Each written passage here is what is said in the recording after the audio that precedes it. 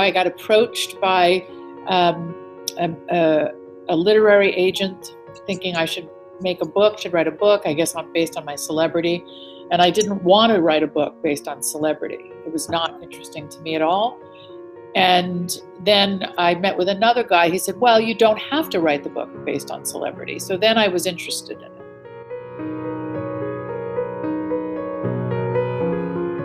Actually, the whole book was going to be more that staccato style.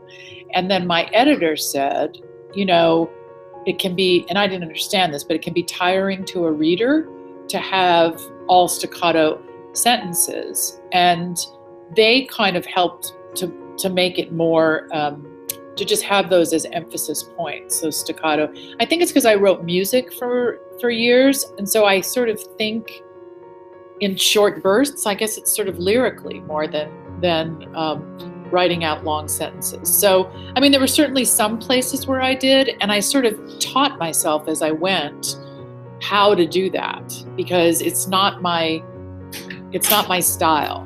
My style is more that staccato kind of writing. I didn't really put that together till I did some research about my father coming from that part of the world during that period of time. And it really helped me to understand why he was the way he was. And it definitely colored my whole view of celebrity and not calling too much attention to yourself. And, but at the same time, you're stuck in this business, which is all about calling attention to yourself. Not stuck in, but that was my passion, and that was my, what I wanted to do. And so it definitely, I think it contributed to this sort of dichotomy about my personality that I talk about in the book, which is like, I love it and hate it at the same time. I was very cognizant that every child in my family has a different experience of growing up.